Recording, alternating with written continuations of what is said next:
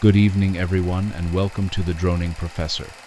Tonight's lesson is about why some days feel longer than others. So, as you make yourselves comfortable, please take a moment to let us know where you're listening from, and feel free to subscribe. Now, as always, take a moment for some deep breaths, letting your mind and body relax for a good night of sleep. As we dive into tonight's fascinating topic, let me ask you a question. How many of you checked the clock during your 8 a.m. calculus class this evening and were shocked to discover that only 7 minutes had passed since you last looked? And how many of you have experienced the opposite, where you're having such a great time that 3 hours feel like 30 minutes? Welcome to the wonderful, sometimes maddening world of time perception. Tonight we're exploring why some days crawl by like a snail on sedatives, while others zip past faster than your motivation to study during finals week. Time, as we'll discover, is far more subjective than we typically realize. While physicists deal with objective, measurable time, what scientists call clock time, we as humans experience what psychologists term psychological time or subjective time. And let me tell you, these two rarely agree with each other.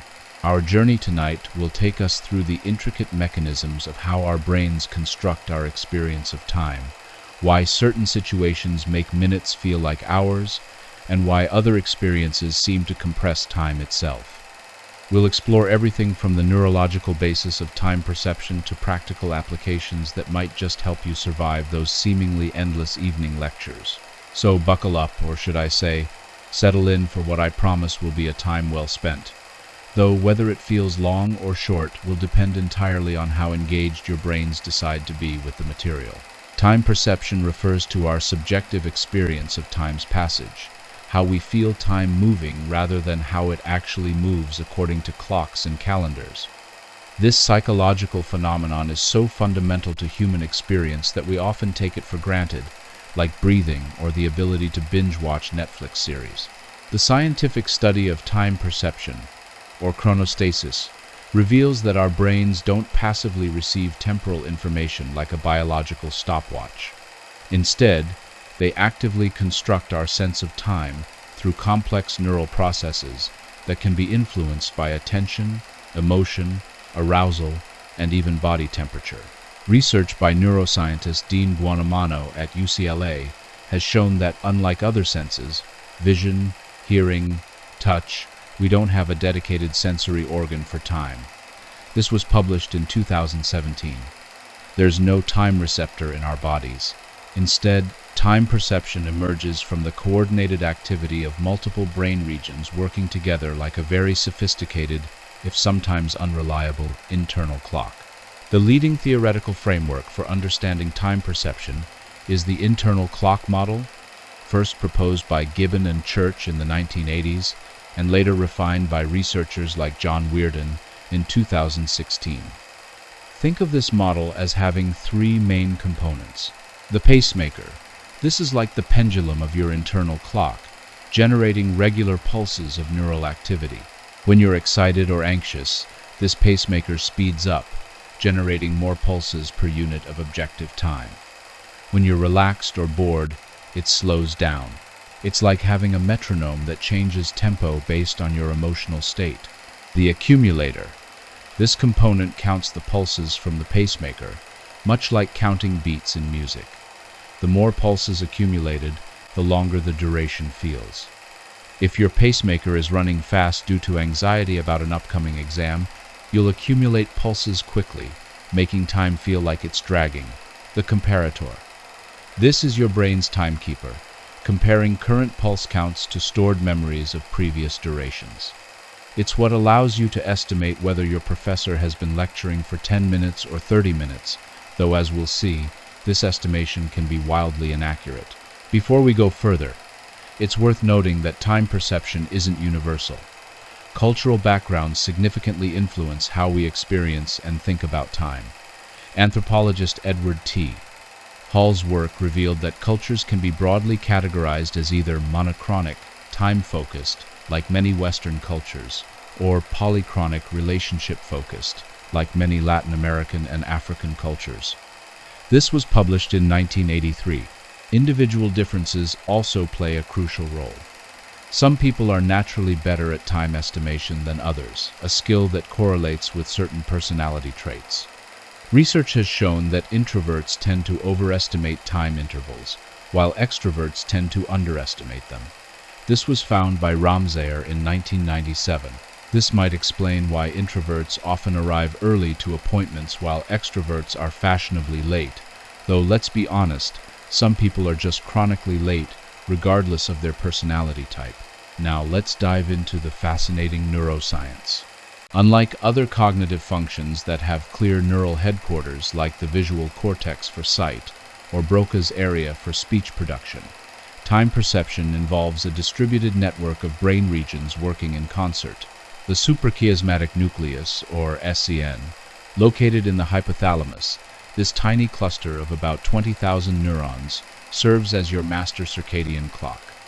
It's responsible for your roughly 24-hour sleep-wake cycle and is synchronized by light exposure. The SCN is why you naturally get sleepy around the same time each night, assuming you haven't been drinking too much coffee or scrolling through social media until 3 a.m. The cerebellum. Traditionally known for motor control and balance, the cerebellum also plays a crucial role in timing intervals shorter than a few seconds. Damage to the cerebellum can result in difficulties with precise timing tasks, like clapping along to music or timing a perfect tennis serve. This was documented by Ivory and Spencer in 2004. The basal ganglia. This group of structures, including the caudate nucleus and putamen, appears to be involved in timing intervals longer than a few seconds. The basal ganglia's role in time perception may be related to its involvement in motor control and habit formation. After all, good timing is essential for coordinated movement. The prefrontal cortex. This region, associated with executive functions like planning and decision-making, is crucial for conscious time estimation and temporal memory. When you're trying to remember how long ago something happened or estimate how much time you need to complete a task, your prefrontal cortex is hard at work. The insula. This lesser-known brain region integrates internal bodily signals with external sensory information and plays a role in subjective time experience. The insula may be why your perception of time changes when you're sick, stressed, or in different emotional states. The chemical messengers in our brains also significantly influence time perception. Dopamine. This neurotransmitter, often associated with reward and motivation, has a profound effect on time perception. Higher dopamine levels generally make time feel like it's passing more quickly. This is why enjoyable activities which trigger dopamine release seem to fly by.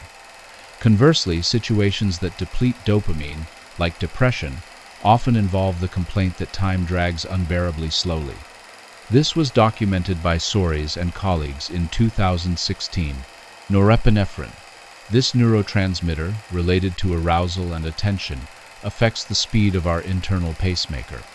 High levels of norepinephrine, triggered by stress or excitement, speed up our internal clock, making time feel prolonged in the moment but compressed in memory. GABA and acetylcholine. These neurotransmitters also modulate time perception, with GABA generally slowing down temporal processing and acetylcholine affecting attention and the encoding of temporal memories. Here's where things get particularly interesting and where we start to understand why some days feel longer than others. Our perception of time is intimately connected to memory formation and recall, creating what researchers call the time-memory paradox. This paradox works like this. When we're experiencing something boring or unpleasant, time feels like it's crawling. But when we look back on that same period, it seems to have passed quickly because we formed few memorable experiences. Conversely, exciting or novel experiences feel like they pass quickly while we're having them, but when we recall them later, they seem to have lasted a long time because we encoded many rich memories. Think about your last vacation. While you were lying on the beach or exploring a new city, the days probably flew by. But now, weeks later, that vacation feels like it lasted much longer than it actually did because you created so many distinct, memorable experiences. Compare this to last Tuesday. which felt interminably long while you were living through it, but now seems like a brief blip because nothing particularly memorable happened. This relationship between memory and time perception explains why childhood seems to last forever in retrospect, but adult years fly by. Children are constantly encountering novel experiences and forming new memories, making their lives feel temporally rich. Adults, falling into routines and encountering fewer genuinely new experiences, form fewer distinct memories, causing years to blur together and seemingly accelerate. Now, let's examine the specific factors that can make time crawl like you're watching paint dry in slow motion. The relationship between attention and time perception follows what researchers call the attentional gate model. When we pay close attention to time itself, it seems to pass more slowly. This happens because directing attention to time's passage increases the resources our brain dedicates to temporal processing, making us more aware of each passing moment. Have you ever noticed how watching a pot of water boil seems to take forever? That's attention making time drag. The more mental effort you expend monitoring time's passage, the slower it feels. This is why waiting for important news, sitting in a dentist's chair, or enduring a boring lecture can feel like temporal torture. Research by Dan Zakai and Richard Bloch demonstrates that when people are asked to simultaneously perform a task and estimate time duration, the time estimates become less accurate and generally feel longer when the task requires more attention. This was published in 1997. It's as if our brains have limited processing power, and when we allocate more to time monitoring, time becomes more prominent in our conscious experience.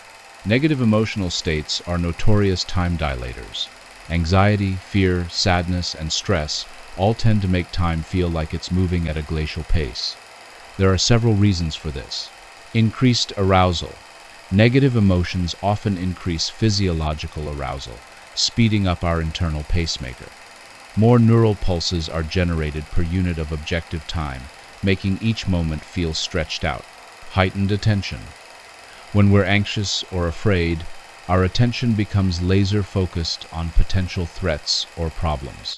This intense focus makes us hyper-aware of time's passage, similar to the attention effect described above. Body clock disruption. Stress hormones like cortisol can disrupt our circadian rhythms and affect neural timing mechanisms. Chronic stress can lead to persistent feelings that time is moving too slowly or unpredictably. A fascinating study by Sylvie Droit-Vollet found that when participants viewed fearful faces before estimating time intervals, they consistently overestimated the duration compared to when they viewed neutral or happy faces. This was published by Droit-Vollet and Mech in 2007. Fear literally stretches our experience of time. Boredom is perhaps the most reliable way to make time feel interminable. When we're bored, several time-dilating factors converge. Lack of engaging stimuli. Without interesting stimuli to capture our attention, we become more aware of time's passage by default. It's like being in a quiet room where you suddenly become conscious of every little sound. Routine and predictability. When experiences are highly predictable, our brains essentially go into autopilot mode. We're not forming rich, detailed memories, so there are fewer cognitive markers to distinguish one moment from the next. This makes time feel stretched out and undifferentiated. Desired elsewhere. Boredom often involves wanting to be somewhere else or doing something else. This creates a temporal tension we're mentally ahead of where we physically are, making the present moment feel prolonged and unpleasant. Research by Heather Lench and colleagues found that boredom specifically increases time estimates more than other negative emotions like sadness or anger. This was published in 2016. Boredom seems to be uniquely associated with temporal distortion. Several physical factors can make time feel slower. Body temperature. Research shows that higher body temperatures can speed up our internal pacemaker, making time feel slower. This might explain why waiting in a hot, stuffy room feels particularly interminable. Heart rate. Elevated heart rate, whether from physical activity, caffeine, or stress, can affect time perception. Generally, faster heart rates are associated with time feeling slower. Age and development. Children and teenagers often report that time moves more slowly than adults do. This may be because their neural timing mechanisms are still developing, or because they have less experience with time estimation to provide accurate reference points. Here's a particularly interesting phenomenon. Unexpected or unusual events can make time feel slower, even if they're not necessarily negative. This is called the oddball effect. When something surprising happens, like seeing a celebrity at your local coffee shop or witnessing a minor car accident, your brain allocates more resources to processing the unusual event, creating more detailed memories and making the experience feel temporally extended. This effect is so reliable that researchers use it experimentally. When participants view a sequence of similar images with one different image inserted, the oddball, they consistently estimate that the different image was shown for longer than it actually was. This was documented by Csikszentmihalyi and colleagues in 2004. Now, let's flip the script and explore why some experiences make time fly faster than your motivation during finals week. The concept of flow was popularized by psychologist Csikszentmihalyi, who described it as a mental state of complete immersion in an activity. This was published in 1990. During flow states, people report losing track of time entirely. Hours can pass like minutes when you're deeply engaged in something you find intrinsically rewarding. Flow occurs when several conditions align. Clear goals. You know exactly what you're trying to accomplish. Immediate feedback. You can tell how well you're doing in real time. Balance of challenge and skill. The task is neither too easy, boring, nor too hard, anxiety-provoking. Complete concentration. Your full attention is absorbed by the activity. During flow, your prefrontal cortex, the brain region responsible for self-awareness and time monitoring, actually shows decreased activity. This phenomenon, called transient hypofrontality, essentially turns down your brain's internal timekeeper, allowing you to lose yourself completely in the present moment. This was documented by Dietrich in 2004. Happiness and other positive emotions generally make time feel like it passes more quickly. There are several mechanisms behind this. Dopamine release. Enjoyable activities trigger dopamine release, which affects our internal timing mechanisms. Unlike the slow time effect of negative emotions, positive emotions often speed up our subjective experience of time. Reduced self-monitoring. When we're happy, we're less likely to monitor time's passage consciously. We're focused on the positive experience rather than wondering when it will end. Approach motivation. Positive emotions often involve approach behaviors moving toward rewarding experiences. This forward-focused mindset makes us less aware of present moment duration. Barbara Fredrickson's broaden and build theory suggests that positive emotions broaden our attention and cognition, making us less focused on specific temporal details and more focused on the big picture of our positive experience. This was published in 2001. While unexpected negative events can slow time down, positive novel experiences often speed it up during the moment, but expand it in memory. When you're exploring a new city, trying a new activity, or meeting new people, time often flies by because you're deeply engaged and not monitoring duration. However, here's the fascinating paradox. These same novel experiences create rich, detailed memories that make the time period seem longer in retrospect. This is why a week-long vacation filled with new experiences can feel short while you're living it, but long when you remember it months later. Time often passes quickly during meaningful social interactions. Several factors contribute to this. Shared attention. When we're engaged with others, our attention is focused outward rather than on our internal experience of time passing. Emotional synchrony. Good social interactions often involve emotional synchrony, matching each other's energy and mood, which can create a shared temporal experience where individual time monitoring diminishes. Narrative flow. Conversations have their own temporal rhythm and structure. When we're caught up in storytelling or deep discussion, we naturally follow the narrative flow rather than clock time. Research by Sonja Lyubomirsky has shown that social connections are among the strongest predictors of subjective well-being and people consistently report that time spent with loved ones passes more quickly than time spent alone. This was published in 2007. Paradoxically, very familiar activities can also make time pass quickly, but for different reasons than flow states. When we're doing something highly automatic like driving a familiar route or performing a well-practiced skill, our brains can essentially operate on autopilot during automatic activities. Minimal conscious attention. We don't need to consciously monitor every aspect of what we're doing. Reduced memory formation.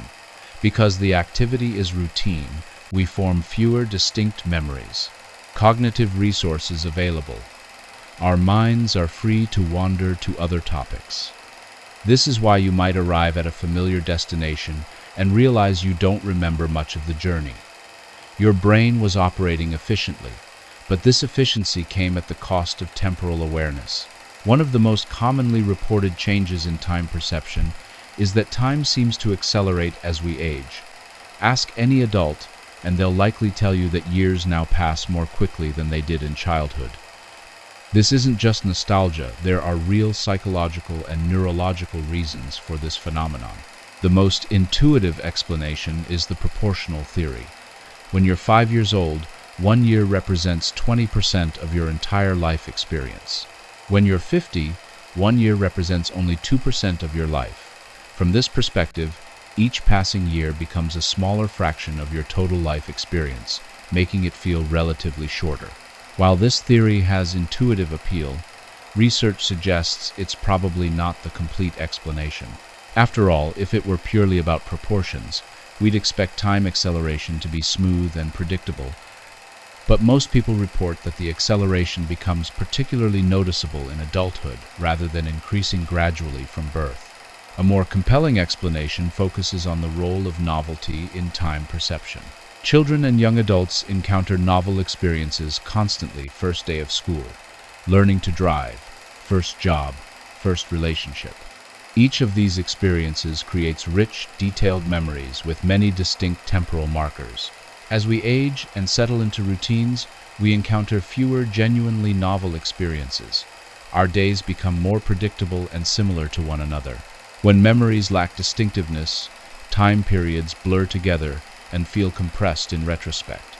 Consider the difference between your first week at a new job filled with new names, procedures, and experiences, versus your 500th week at the same job, probably quite routine.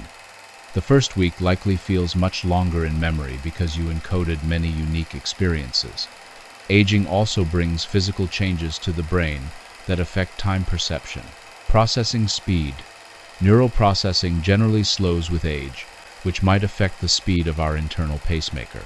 Attention and working memory. Age-related changes in attention and working memory can affect how we encode and recall temporal information. Neurotransmitter changes. The production and effectiveness of neurotransmitters like dopamine decline with age, potentially affecting time perception mechanisms. However, it's worth noting that these neurological changes don't uniformly make time feel faster. The relationship between brain aging and time perception is complex and still being researched. The routine trap is a major culprit in age-related time acceleration. As we establish careers, relationships, and responsibilities, we naturally fall into predictable patterns. While routines provide stability and efficiency, they're terrible for creating memorable experiences that make time feel rich and expansive. The good news is that understanding this phenomenon suggests strategies for combating it. Adults who consciously seek out new experiences, learn new skills, travel to unfamiliar places, or simply vary their daily routines often report that time feels more expansive and memorable. Research by Sonia Lyubomirsky on happiness and well-being supports this approach. People who regularly engage in novel activities report not only greater life satisfaction, but also a richer sense of how they spend their time. This was published in 2007. Time perception isn't universal. It varies significantly across cultures and individuals, revealing fascinating insights about how our social and personal contexts shape our temporal experience. Edward T. Hall's pioneering work in intercultural communication identified fundamental differences in how cultures approach time. Monochronic cultures, like Germany, Scandinavia, and much of the United States, time is viewed as linear, measurable, and controllable. People in these cultures tend to value punctuality and schedules, prefer to do one thing at a time, view time as a finite resource that can be saved or wasted, experience stress when running late or when schedules are disrupted. Polychronic cultures, like many Latin American, African, and Middle Eastern cultures, time is viewed as flexible and relationship-centered. People in these cultures tend to prioritize relationships over schedules, comfortably multitask and handle interruptions, view time as abundant and cyclical rather than scarce and linear, experience less stress about punctuality but more stress when relationships are neglected. These different orientations can lead to dramatically different subjective experiences of time. A business meeting that starts 30 minutes late might feel stressful and disrespectful to someone from a monochronic culture, but perfectly normal and relationship appropriate to someone from a polychronic culture. Research has identified several personality traits that correlate with time perception. Introversion versus extroversion. Introverts tend to have faster internal clocks, leading them to overestimate time duration and arrive early to appointments. Extroverts tend to underestimate time and run late. This was documented by Ramsire in 1997. This might explain why some people are chronically early while others are perpetually fashionably late. Anxiety and neuroticism. People higher in trait anxiety tend to experience time as moving more slowly during stressful situations.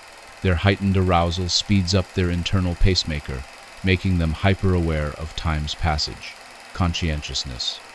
Highly conscientious individuals are generally better at time estimation and management, possibly because they pay more attention to temporal cues and planning. Present versus future orientation. Some people naturally focus on present moment experiences, while others are constantly planning for the future. These different temporal orientations affect how time feels in the moment and how it's remembered later.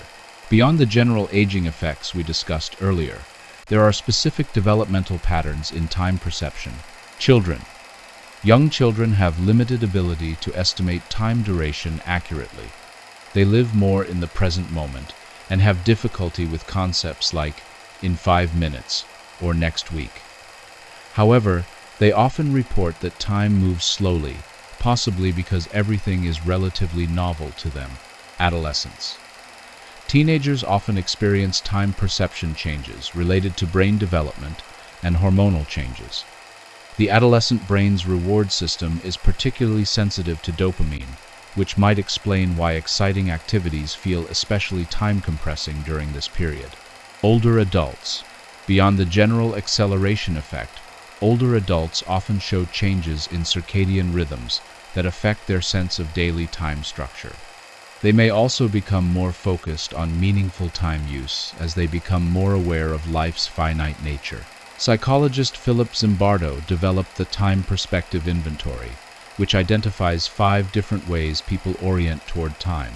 Past negative, focusing on negative past experiences. Past positive, nostalgic focus on positive past experiences. Present hedonistic, focus on immediate pleasure and gratification. Present fatalistic, feeling helpless about influencing present circumstances. Future-oriented, focus on planning and achieving future goals. People with different time perspectives experience time differently. Present-focused individuals might find time passes quickly during enjoyable activities, but slowly during boring or difficult ones. Future-focused individuals might experience less temporal variation because they're mentally focused on upcoming events rather than present moment duration. Understanding time perception isn't just academically interesting, it has numerous practical applications that can improve our daily lives, from education and therapy to personal productivity and well-being. Teachers can use time perception research to make classes feel more engaging and less interminable. Strategies include varying activities. Breaking long lectures into shorter segments with different types of activities prevents the monotony that makes time drag. Creating novelty. Introducing unexpected elements. demonstrations, or discussions can trigger the oddball effect and keep students engaged. Promoting flow states. Designing assignments that balance challenge and skill level can help students lose track of time in productive ways. Understanding natural attention rhythms can help optimize class scheduling. Most people experience peak alertness in mid-morning, making this an interesting time for challenging material. Late afternoon classes, when attention naturally wanes, might be better suited for review or more interactive activities. Many mental health conditions involve distorted time perception. Depressed individuals often report that time moves unbearably slowly, while anxious individuals may feel time pressure constantly. Therapeutic interventions can address these temporal distortions. Mindfulness training helps people develop a healthier relationship with present moment experience rather than constantly monitoring time's passage. Behavioral activation. Scheduling pleasurable activities can help create positive temporal experiences that counteract depression's time-dragging effects. Cognitive restructuring. Helping clients recognize and challenge thoughts that make time feel oppressive or scarce. Chronic pain often makes time feel slower and more burdensome. Distraction techniques, engaging activities, and mindfulness practices can help alter temporal experience and reduce suffering. Understanding time perception can improve meeting effectiveness. Optimal duration.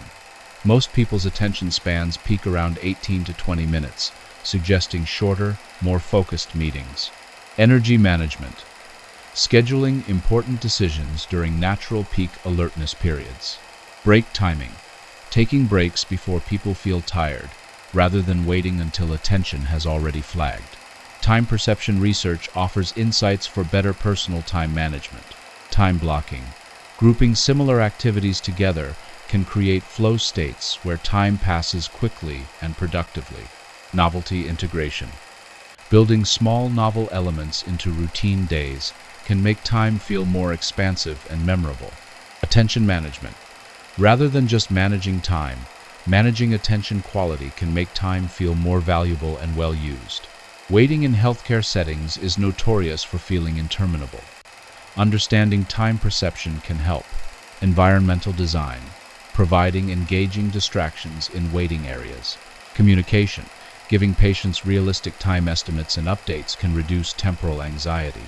Procedure timing. Understanding that anxiety makes time feel slower can help healthcare providers manage patient expectations. Some medications affect neurotransmitters involved in time perception. Understanding these effects can help patients and providers optimize treatment timing and manage side effects. Understanding the relationship between novelty and time perception can help people design more satisfying lives. Intentional variety. Consciously varying routines to create more distinct memories. Mindful presence. Developing skills to appreciate present moment experiences rather than always rushing toward future goals. Meaningful time use. Focusing on activities that create flow states or positive memories. Major life changes often disrupt our sense of time. Understanding these disruptions can help people navigate transitions more effectively. Retirement. Helping retirees create new temporal structures and novel experiences. Career changes. Using novelty and learning to make transition periods feel enriching rather than just uncertain. Relationship changes. Understanding how social connections affect time perception. Modern technology creates unique challenges for time perception. Digital time distortion. Social media and video games are designed to create flow-like states that make time disappear. While this can be enjoyable, it can also lead to time management problems and reduced awareness of how we're spending our lives. Attention fragmentation. Constant notifications and multitasking can fragment our attention, making it harder to experience satisfying present moment awareness or productive flow states. Solutions for digital wellness. Intentional technology use. Being conscious about when and how we use devices. Attention training. Developing skills to maintain focus despite digital distractions. Temporal boundaries. Creating time limits and tech-free periods to preserve natural time awareness. The field of time perception research continues to evolve rapidly, with new discoveries regularly reshaping our understanding of temporal cognition. Researchers are discovering that different brain rhythms like gamma, theta, and alpha waves play crucial roles in different aspects of time perception. These oscillations might serve as the brain's fundamental timing mechanisms, much like the tick of a clock. New research is revealing that people have measurably different neural timing signatures. Some brains naturally run faster or slower than others. This might explain why some people are naturally punctual while others struggle with time management despite their best efforts. Scientists are investigating how various psychiatric conditions affect time perception and whether temporal training could serve as a therapeutic intervention. Early research suggests that improving time perception skills might help with conditions ranging from ADHD to depression. Researchers are beginning to study how cultural differences in time perception might actually shape brain structure and function. This exciting field combines anthropology, psychology, and neuroscience to understand how our social environments literally wire our temporal experience. VR environments can manipulate temporal cues in ways impossible in the real world, offering new insights into time perception mechanisms and potential therapeutic applications. Machine learning algorithms are being developed to predict individual time perception patterns, potentially allowing for personalized scheduling, education, and treatment approaches. Devices that monitor physiological markers of internal timing could help people optimize their daily schedules based on their natural rhythms rather than arbitrary clock times. Several fascinating questions remain open. How will increasingly digital lifestyles continue to affect our natural time perception? Can we train people to have more accurate or satisfying time experiences? What role does time perception play in consciousness itself? How might understanding time perception help us design more humane work and educational environments? As we reach the end of our temporal journey together, let's reflect on what we've learned and how you might apply these insights to your own life. We've discovered that time perception is far more malleable than we typically realize. Your experience of time isn't just something that happens to you, it's something your brain actively constructs based on attention, emotion, memory, and countless other factors. This means you have more control over your temporal experience than you might have thought. The key insights to remember: time is subjective. Your brain creates your experience of time through complex neural processes that can be influenced by your mental state, activities, and environment. Attention matters. What you pay attention to dramatically affects how time feels. Paying attention to time makes it drag. Paying attention to engaging activities makes it fly. Emotions are temporal. Positive emotions generally make time feel faster and more pleasant, while negative emotions slow it down and make it feel burdensome. Novelty enriches time. New experiences create rich memories that make life feel temporally expansive and meaningful. Memory shapes temporal experience. How you remember time can be just as important as how you experience it in the moment. Here are some evidence-based strategies for improving your relationship with time. For making boring time pass faster. Engage deeply with whatever you're doing, even if it's routine. Break long periods into smaller chunks with mini rewards. Find aspects of the situation that are genuinely interesting or meaningful. Avoid constantly checking clocks or time displays, for making good times more memorable. Practice mindful awareness during positive experiences. Create variety and novelty in your routine. Share meaningful experiences with others. Reflect on positive experiences afterward to strengthen the memories. For better time management, work with your natural energy rhythms rather than against them. Use the power of flow states for important work. Build novelty and variety into your schedule. Focus on attention management, not just time management. For overall well-being, seek out new experiences regularly. Practice present moment awareness. Create meaningful temporal landmarks in your life. Don't constantly rush toward future goals at the expense of present experience. As you leave here tonight and return to the river of time that carries us all forward, remember that you're not just a passive passenger. You're an active participant in creating your temporal experience. Whether tonight feels long or short, meaningful or empty, memorable or forgettable, these qualities aren't just happening to you. Your brain is constructing them moment by moment, and now you understand some of the mechanisms behind this construction. Time may be one of life's great mysteries, but it's a mystery in which you play the leading role. Make it a good story. Thank you for your time tonight. I hope it was time well spent, and I hope it felt like exactly the right amount of time. And in case you've enjoyed our evening talk so much and still might be awake, here is another educational video for you. Good evening, everyone, and welcome to The Droning Professor. Tonight we're going to learn about the complex world of sidewalk cracks. So, as you make yourselves comfortable, please take a moment to let us know where you're listening from, and feel free to subscribe. Now, as always, take a moment for some deep breaths, letting your mind and body relax for a good night of sleep. Tonight we're diving into something you've all encountered thousands of times, but probably never thought twice about: the fascinating, frustrating, and surprisingly complex world of sidewalk cracks.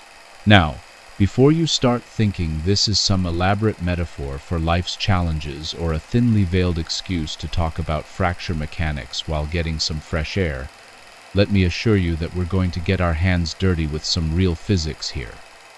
And by hands dirty, I mean we're going to explore forces, stresses, material properties, thermal dynamics, and even a bit of chaos theory, all hiding right beneath your feet. You know, I've been studying materials science for over 2 decades, and I can tell you that some of the most elegant physics happens in the most mundane places.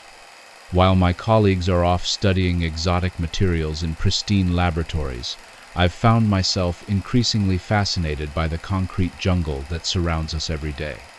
There's something beautifully democratic about sidewalk physics. It doesn't matter if you're a Nobel laureate or someone who thinks physics is just a fancy word for stuff falls down. We all interact with these cracked pathways in exactly the same way. Let's start with the obvious question. What exactly is a sidewalk crack? At its most basic level, a crack is a discontinuity in a material where the bonds between atoms or molecules have been severed. But that's like saying a symphony is just organized noise. Technically accurate, but missing the beautiful complexity underneath. In concrete, which is what most of our sidewalks are made of, a crack represents a fascinating interplay between the material's internal structure, external forces, environmental conditions, and time itself. Concrete, despite what you might think, is not just rock paste.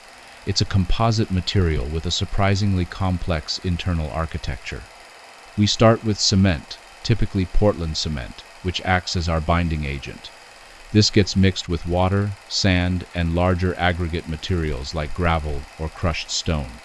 The magic happens during hydration, where the cement and water undergo a chemical reaction that creates calcium silicate hydrate, the stuff that actually holds everything together. Now, here's where it gets interesting from a physics perspective.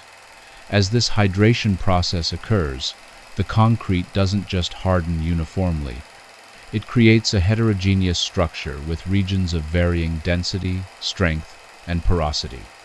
Think of it like a 3-dimensional puzzle where every piece has slightly different properties. This heterogeneity is actually crucial to understanding why cracks form where they do and how they propagate. The first law of sidewalk physics, and yes, I'm making these up as we go, but bear with me, is that concrete is strong in compression but embarrassingly weak in tension. Put a concrete cylinder in a hydraulic press and squeeze down from the top, and it'll take an enormous amount of force before it fails. But try to pull that same cylinder apart, and it'll give up with roughly 1/10 the resistance. This asymmetry in material properties is fundamental to understanding crack formation. Imagine concrete as a crowd of people holding hands. When you push the crowd together, everyone supports everyone else. That's compression, and concrete handles it beautifully. But when you try to pull the crowd apart, well, you're only as strong as the weakest handshake in the chain. That's tension, and that's where concrete starts to struggle. This tension weakness becomes critically important when we consider the various forces acting on a sidewalk. And oh boy, are there forces. Let's start with the most obvious one, the thermal expansion and contraction cycle. Concrete, like most materials, expands when heated and contracts when cooled.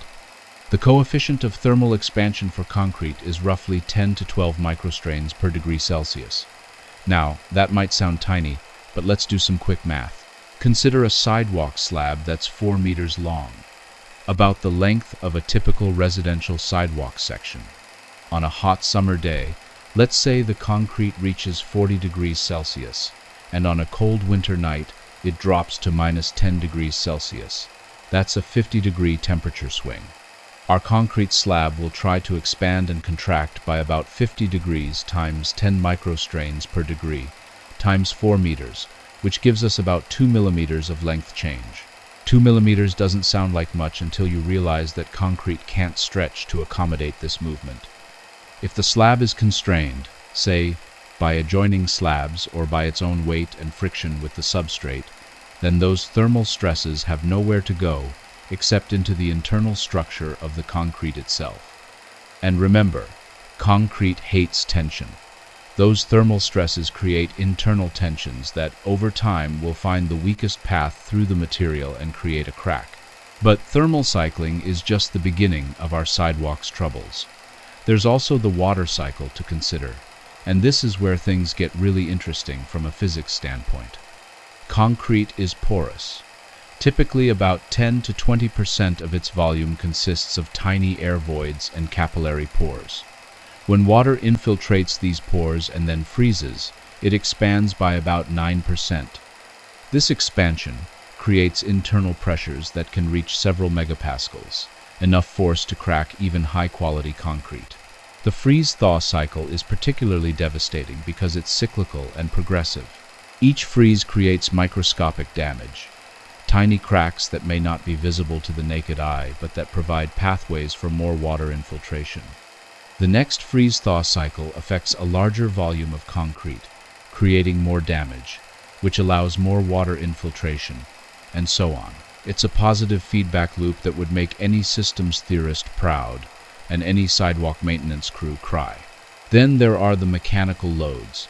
Every time someone walks across a sidewalk, drives a car over it, or parks a delivery truck on it, they're applying stress to the concrete. Now, a typical sidewalk is designed to handle pedestrian loads easily. The average human applies a pressure of only about 10 to 20 kilopascals when walking, which is well within the concrete's capabilities. But the problem isn't the magnitude of these loads. It's their repetitive nature and their interaction with existing weaknesses in the material. This brings us to the concept of fatigue failure. Just as you can break a paperclip by bending it back and forth repeatedly, concrete can fail under loads well below its ultimate strength if those loads are applied cyclically over time. Each load cycle creates microscopic damage in the concrete's internal structure. Individual damage events might be insignificant, but their cumulative effect can eventually lead to crack initiation and propagation. The physics of fatigue is governed by what we call the Paris law, which relates the rate of crack growth to the range of stress intensity factor experienced during each loading cycle. In mathematical terms, the crack growth rate dA divided by dN is proportional to the stress intensity factor range raised to some power, typically between 2 and 4. What this means in practical terms is that even small loads, if applied repeatedly, can cause significant damage over time. Now, let's talk about the actual mechanics of crack formation and propagation. When a crack initiates in concrete, it doesn't just randomly tear through the material. Instead, it follows specific physical principles that we can understand and even predict to some extent. The tip of a crack is a region of incredibly high stress concentration. The stress at the tip of a sharp crack can be many times higher than the average stress in the surrounding material. This stress concentration is described mathematically by the stress intensity factor, typically denoted as K, which depends on the applied stress, the crack length, and the geometry of the cracked body. Here's where the physics gets particularly elegant. There's a critical value of the stress intensity factor, called the fracture toughness and denoted KIC, that represents the material's resistance to crack propagation. When the stress intensity factor at a crack tip exceeds the fracture toughness, the crack will grow. For concrete, this fracture toughness is typically around 1 to 2 megapascal meters to the half power, a unit that admittedly sounds like something made up by a committee of engineers who couldn't agree on anything. But here's the beautiful part. Once we know the fracture toughness and can calculate the stress intensity factor, we can predict not just whether a crack will grow, but also in which direction it will propagate. Cracks preferentially grow in the direction that maximizes the energy release rate. Essentially, they take the path of least resistance through the material. This path isn't always intuitive.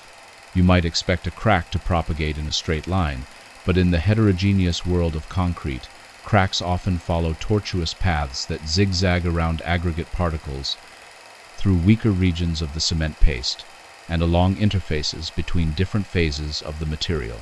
The crack is essentially solving an optimization problem in real time, finding the path that requires the least energy input to continue growing. The concept of energy release rate brings us to one of the most fundamental principles in fracture mechanics, Griffith's criterion. A. Griffith, working in the early 20th century, realized that crack propagation is fundamentally an energy balance problem. For a crack to grow, the energy released by the relaxation of elastic stress must exceed the energy required to create new crack surfaces. In mathematical terms, a crack will propagate when the energy release rate G exceeds the critical energy release rate Gc, which is related to the surface energy of the material. For concrete, this critical energy release rate is typically around 100 to 200 joules per square meter, much higher than for brittle materials like glass, which reflects concrete's complex internal structure and the various energy-dissipating mechanisms that occur during fracture. This energy perspective helps explain why concrete cracks often seem to appear suddenly, even though the underlying damage has been accumulating gradually. As damage accumulates, the effective fracture toughness of the concrete decreases, while the stress intensity factor at potential crack sites increases. Eventually, these curves cross, and rapid crack propagation occurs. It's like a dam bursting. The failure might seem sudden, but it's the result of gradual erosion that finally reaches a critical threshold.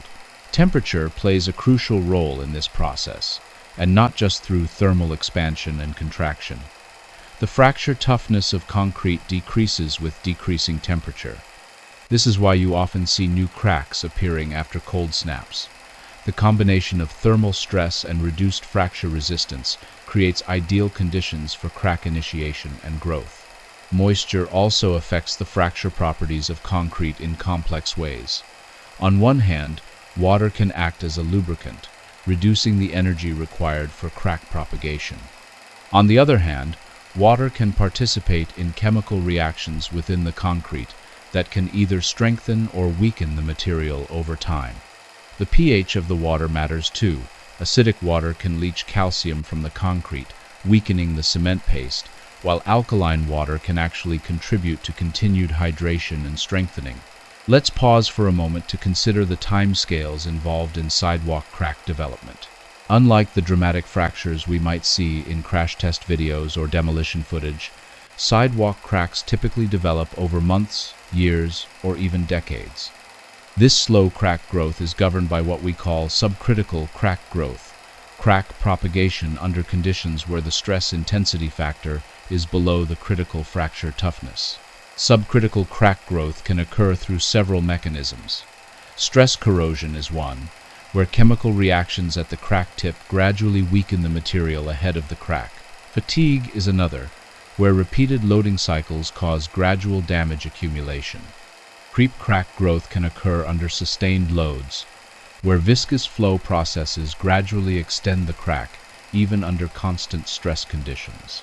The mathematics of subcritical crack growth are quite sophisticated, often involving differential equations that account for the coupling between mechanical, chemical, and thermal processes.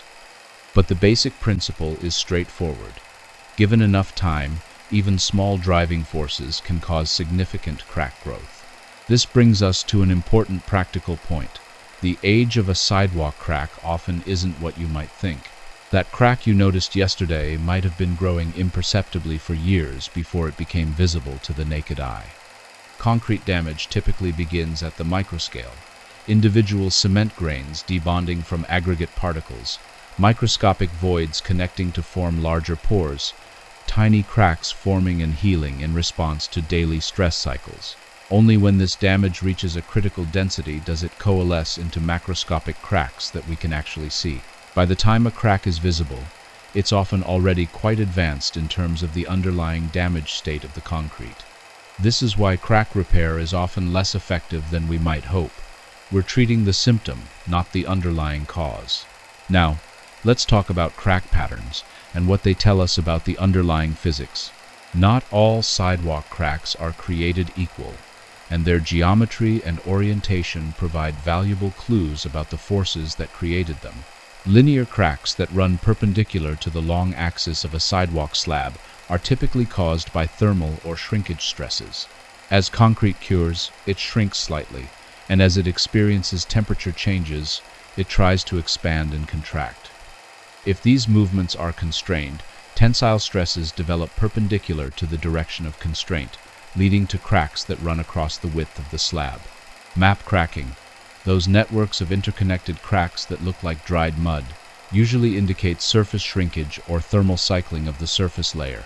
The surface of concrete often has different thermal and moisture conditions than the interior, leading to differential stresses and characteristic polygonal crack patterns. Diagonal cracks often indicate shear stresses, which can result from differential settlement of the substrate, lateral earth pressures, or structural loads that aren't aligned with the slab geometry. These are often the most serious type of crack because they indicate that the sidewalk is experiencing forces it wasn't designed to handle. Corner cracks, those that radiate from the corners of rectangular slabs, are usually caused by warping stresses.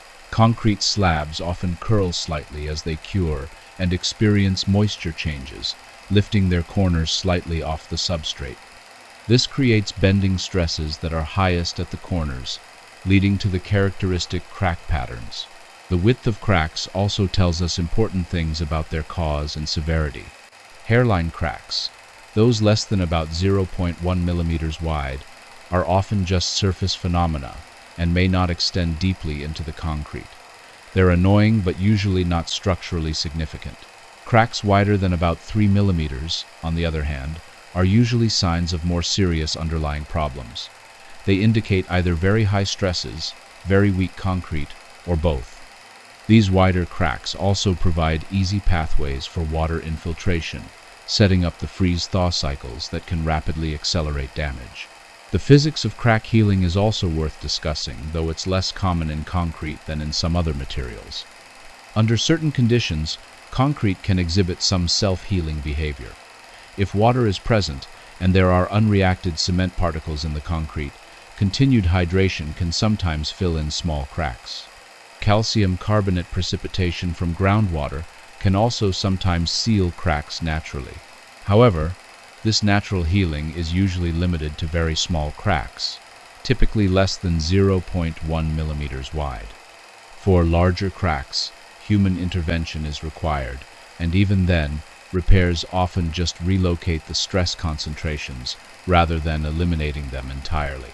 This brings us to the interesting topic of crack prevention and mitigation strategies. From a physics standpoint, there are several approaches we can take. We can try to eliminate the forces that cause cracking, we can try to make the concrete more resistant to cracking, or we can provide controlled locations where cracking can occur without causing problems. The first approach, eliminating crack-causing forces, is often impractical for sidewalks. We can't eliminate thermal cycling, moisture changes, or mechanical loads, but we can try to minimize their effects through proper design and construction practices. Proper substrate preparation is crucial. A uniform, well-compacted base provides even support and minimizes differential settlement that can lead to cracking. Proper drainage prevents water accumulation that can cause erosion of the substrate or freeze-thaw damage to the concrete. The second approach, making concrete more crack-resistant, involves modifications to the concrete mixture itself.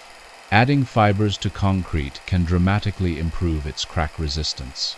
Steel fibers, synthetic fibers, or even natural fibers can help bridge across microcracks and prevent them from growing into larger problematic cracks.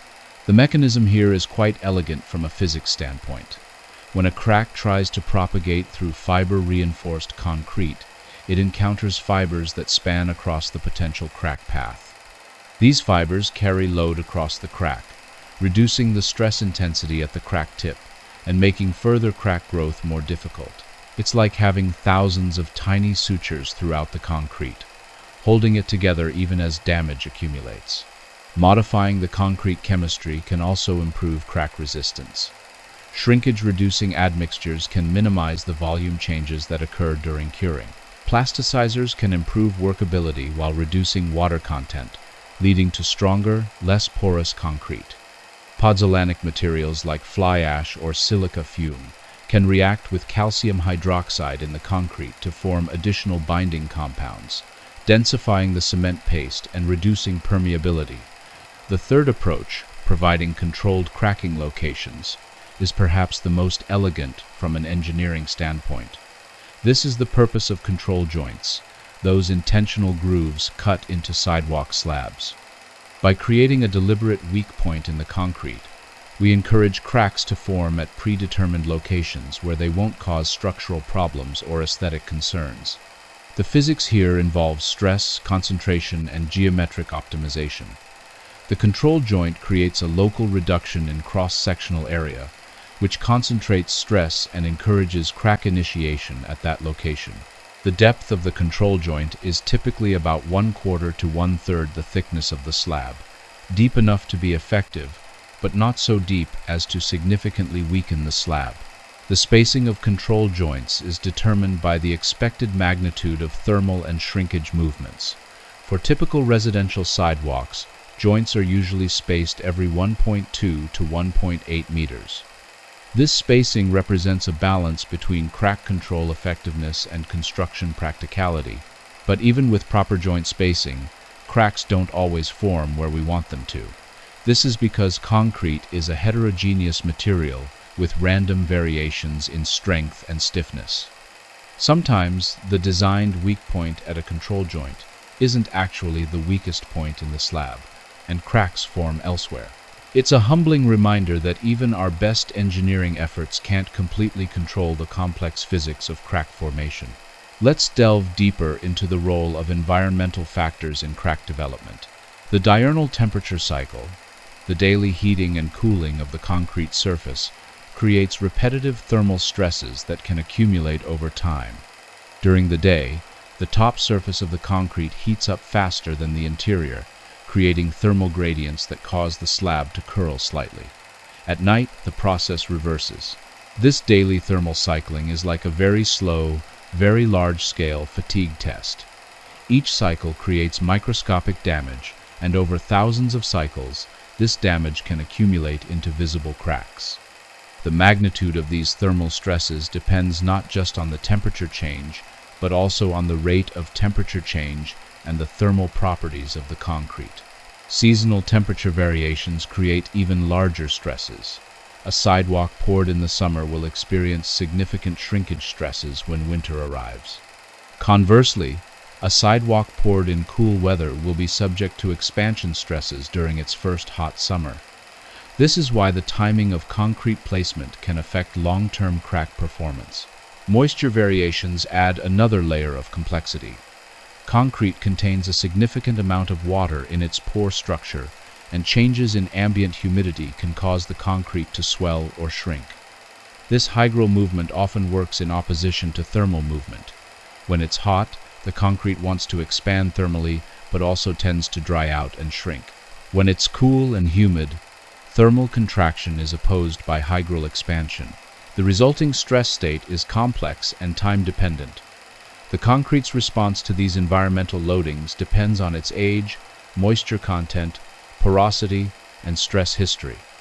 Young concrete, which is still undergoing hydration reactions, behaves differently from mature concrete. Wet concrete responds differently than dry concrete. Previously cracked concrete has different properties than virgin concrete. Solar radiation adds another interesting wrinkle to the thermal story. The surface of a concrete sidewalk can reach temperatures significantly higher than the ambient air temperature when exposed to direct sunlight.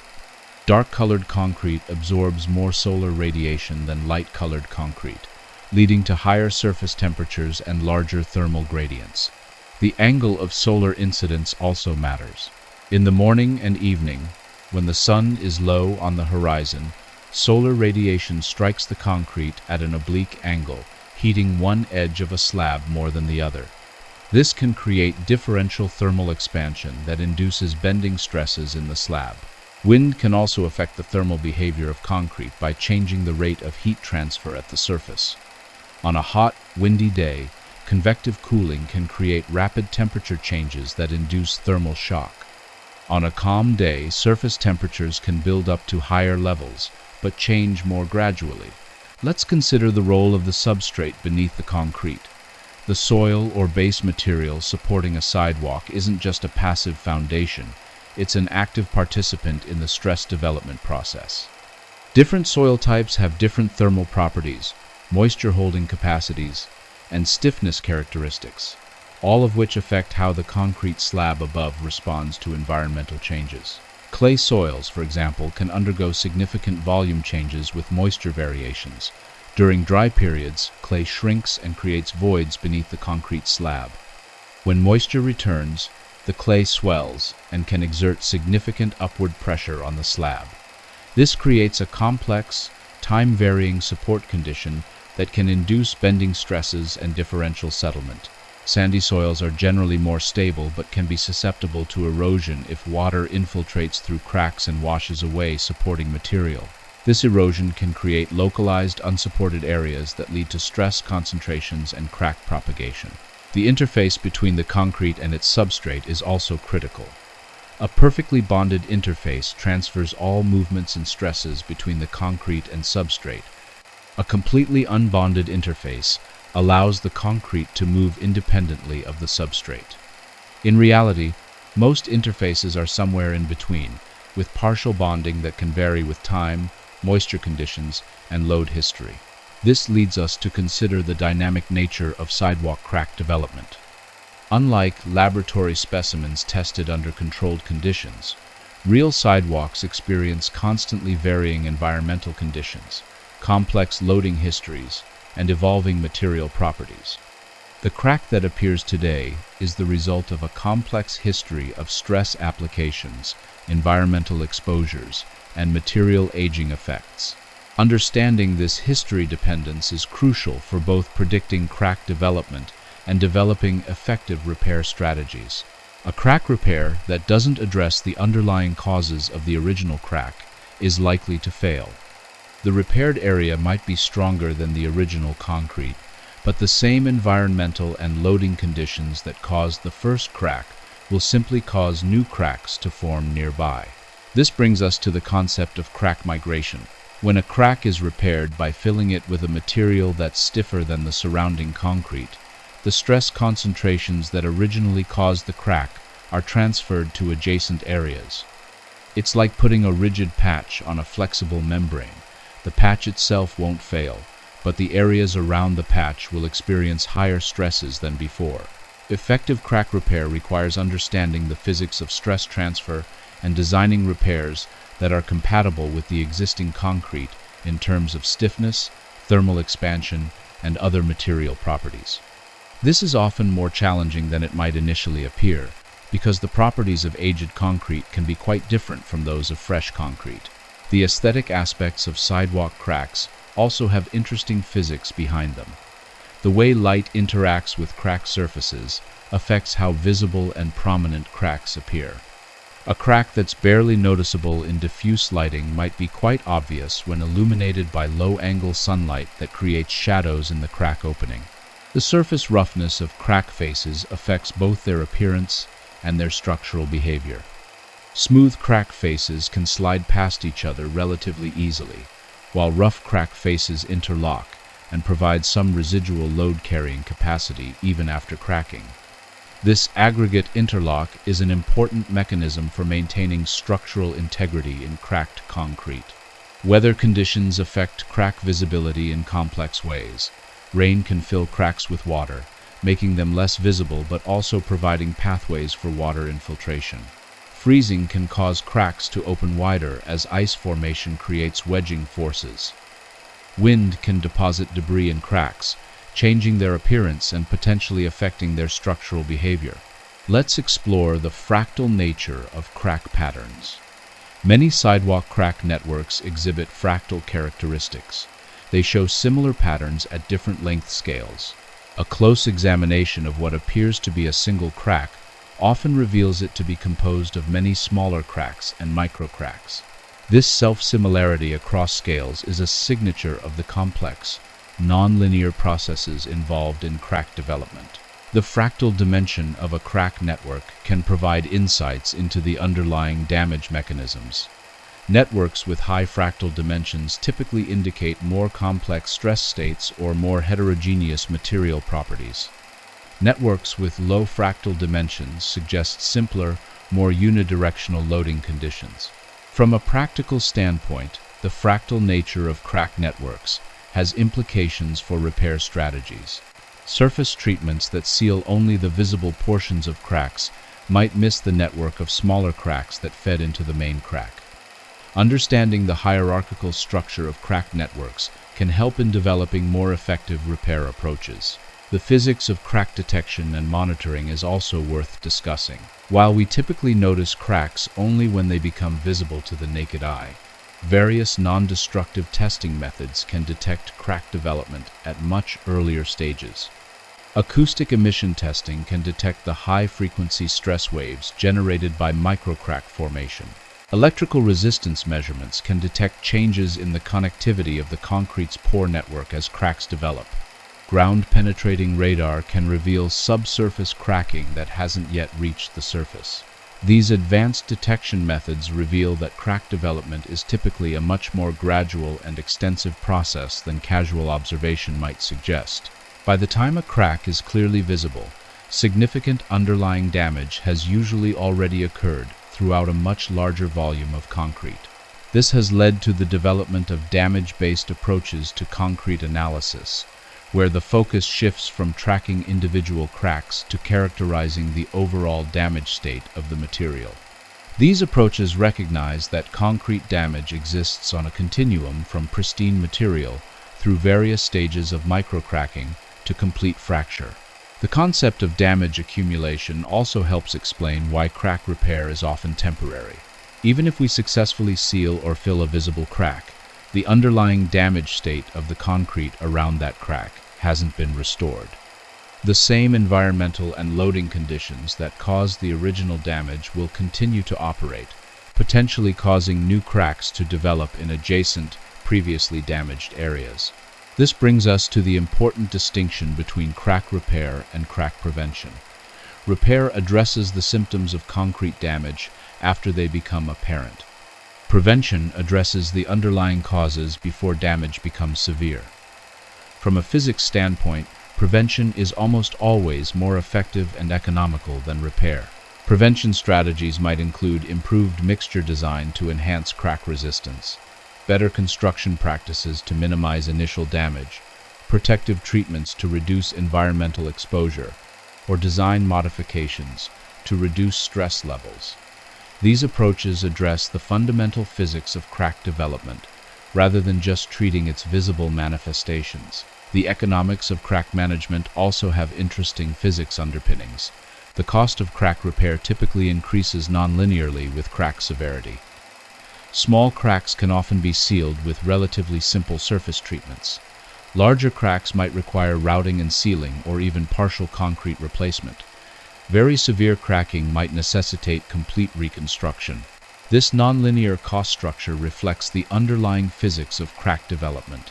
As cracks grow larger, they affect increasingly larger volumes of concrete and provide pathways for more extensive damage. The stress concentrations around large cracks can accelerate damage in surrounding areas, leading to progressive deterioration that becomes increasingly expensive to address. Understanding these physics-based cost implications can help in developing rational maintenance strategies. Investing in early intervention when cracks are small and damage is localized is typically much more cost-effective than waiting until major repairs are needed. The environmental impact of sidewalk crack management also has physics-related aspects. Concrete production is energy-intensive and generates significant carbon dioxide emissions. From a sustainability standpoint, extending the service life of existing concrete through effective crack management is much more environmentally friendly than frequent replacement. The physics of sustainable concrete design involves optimizing mixture proportions to maximize durability while minimizing environmental impact. This might involve using supplementary cementitious materials like fly ash or slag that would otherwise be waste products, optimizing aggregate selection to minimize transportation impacts, or designing for enhanced crack resistance to extend service life.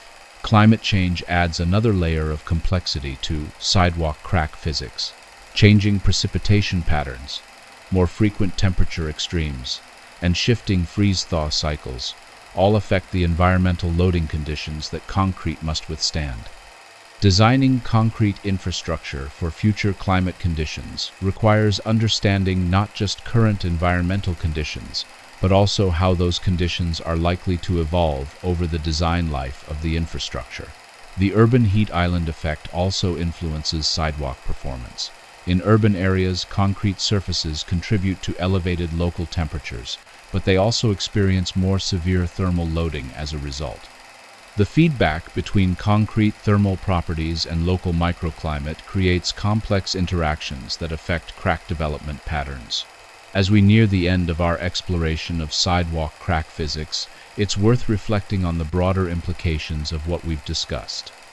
The humble sidewalk crack represents a convergence of multiple branches of physics: mechanics, thermodynamics, material science, and even elements of chaos theory and fractal geometry. It's a reminder that the physical world around us is full of phenomena that are simultaneously simple enough to observe with the naked eye and complex enough to challenge our most sophisticated theoretical frameworks. The study of sidewalk cracks also illustrates the importance of multiscale thinking in physics. The macroscopic cracks we see are the result of processes occurring at molecular, microscopic, and mesoscopic scales. Understanding the connections between these different scales is crucial for developing both theoretical understanding and practical solutions. From a pedagogical standpoint, sidewalk cracks provide an excellent example of applied physics. They demonstrate how fundamental principles like stress analysis, thermodynamics, and fracture mechanics manifest in the everyday world. They show how environmental factors, material properties, and structural design interact in complex ways, and they illustrate how physics-based understanding can lead to practical improvements in engineering design and maintenance practices. The interdisciplinary nature of sidewalk crack physics also highlights the importance of collaboration between different fields.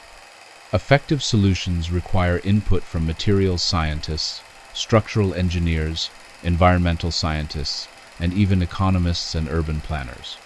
No single discipline has all the tools needed to fully understand and address the challenges of concrete infrastructure management.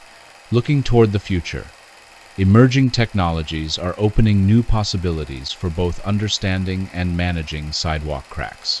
Smart sensors embedded in concrete can provide real-time monitoring of stress, strain, temperature, and moisture conditions. Machine learning algorithms can analyze crack patterns to predict failure modes and optimize maintenance schedules. Advanced materials like self-healing concrete and ultra-high-performance concrete offer the potential for more durable infrastructure. Nanotechnology is also beginning to impact concrete science.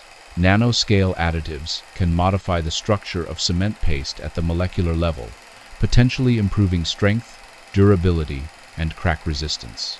Understanding how these nanoscale modifications affect macroscale behavior requires bridging an enormous range of length scales, from nanometers to meters, and time scales from microseconds to decades.